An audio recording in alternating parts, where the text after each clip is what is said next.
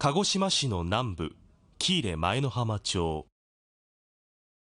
JNN は2年前、この沖に戦時中に不時着した飛行機が沈んでいるとの情報を複数入手しました。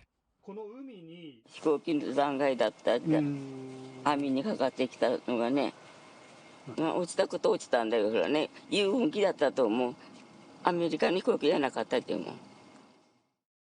本当に沈んでいるのか、海洋調査会社ウィンディネットワークの協力を得て調査を始めます。なんか平らなところに物があれば、そういう起伏が分かるんで、何かあるかなっていうのは分かるような装置になってます。証言があった海域に向かいます。海底に向かって音波を出し、届く時間の差から海底の凹凸を記録。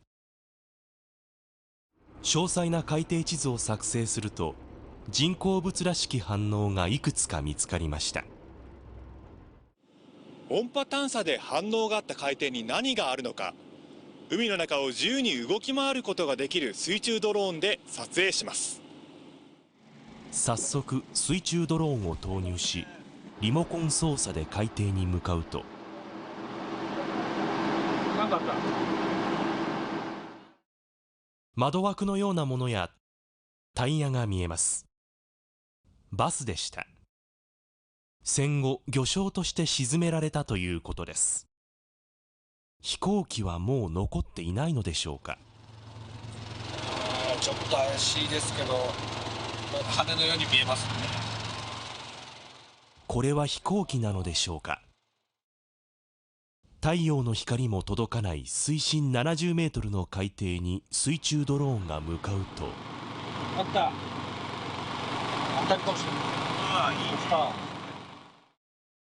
ない。現れたのは筒状の物体。操縦席のようなものも。横についているのは翼でしょうか。間違いないね。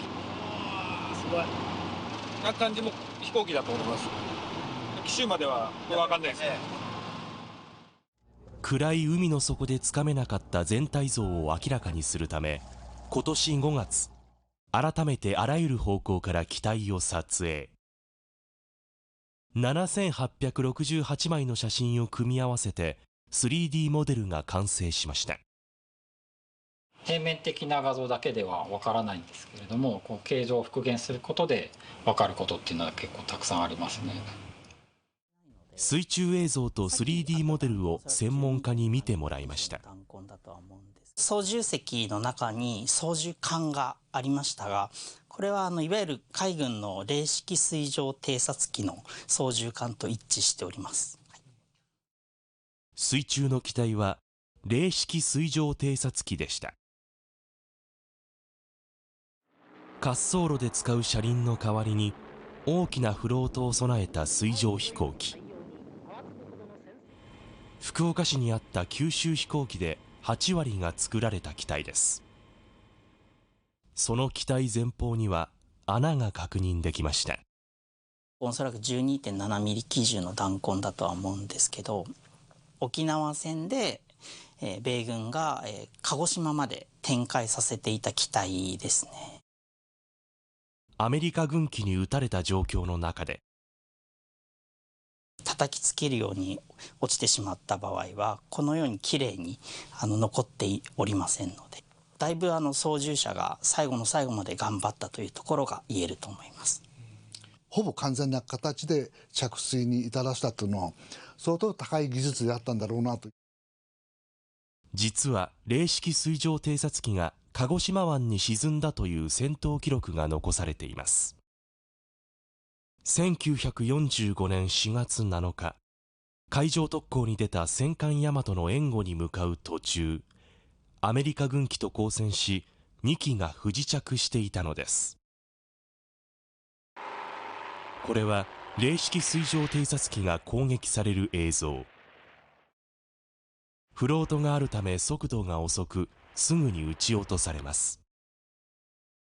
そんな飛行機で大和の特攻を援護するという無謀な作戦。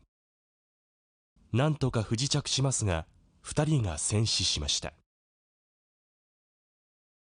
そのうちの一人、梶原辰光さん。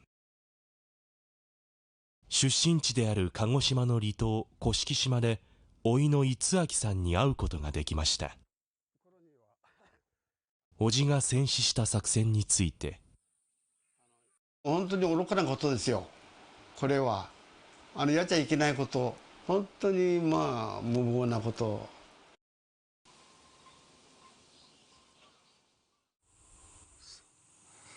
そうだよな、そう本当に。現にこうやって現場があるっていうことは隠せないことだよね。いや、戦争しちゃいけないよ、本当に。なんか帰ってきてほしいな。